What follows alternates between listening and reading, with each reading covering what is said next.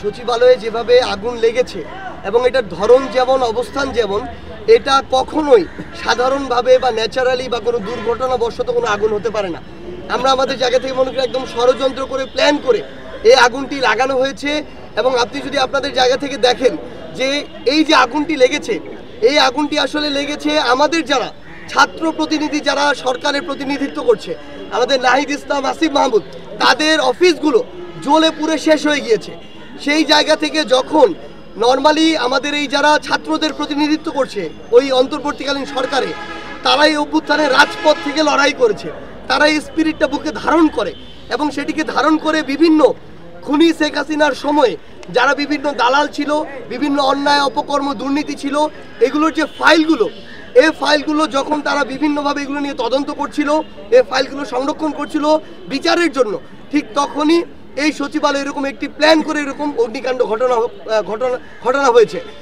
সেই জায়গা থেকে আমরা আমাদের জায়গা থেকে জাস্ট একটা জিনিস মনে করি, আসলে এত বড় অভ্যুত্থানের পরে আমাদের যে বিপ্লবী ভূমিকায় থাকা উচিত ছিল, এই অন্তর্বর্তীকালীন সরকারকে যে বিপ্লবী ভূমিকায় থাকা উচিত ছিল, আমরা এখন পর্যন্ত হয়তো সেটি হতে পারিনি।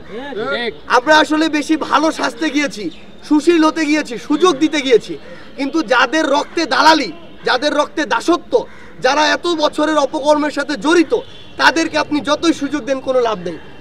আমরা আমাদের জায়গা থেকে মনে করি আমাদের যারা অন্তর্বর্তীকালীন সরকার আমাদের প্রতিনিধি রয়েছে, আমরা যারা রাজপথে রয়েছি, আমাদের এখন সময় এসেছে এই বিপ্লবকে ধারণ করে বিপ্লবী ভূমিকায় অবতীর্ণ হওয়ার।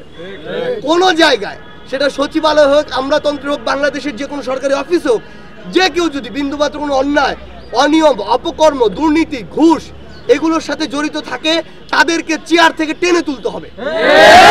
আমরা এই সুযোগ আর দেয়া যাবে না। ওই 3, 4, 5 অগাস্টে যারা খুনি শেখ হাসিনার পক্ষে স্লোগান দিয়েছিল, তারা এখনো সচিবালয়ে বসে কিভাবে অফিস করে। অথচ এই অভ্যুত্থান যদি সফল না হতো, তাহলে ওই খুনি শেখ হাসিনার দোসররাই আমরা যারা আন্দোলন করেছি আমাদের সকলকে জেলে ভরার জন্য সর্বাত্মক সহযোগিতা করতে। আমরা আমাদের জায়গা থেকে মনে করি যারা এতদিন বছরের পর বছর ধরে ব্যক্তি স্বার্থকে সামনে রেখে দেশ এবং দেশের মানুষের সাথে গাদ্দারি করেছে, এ সকল তোষামতকারী দালাল দাসদেরকে অবিলম্বে ওই চেয়ারগুলো থেকে অপসারণ করতে হবে।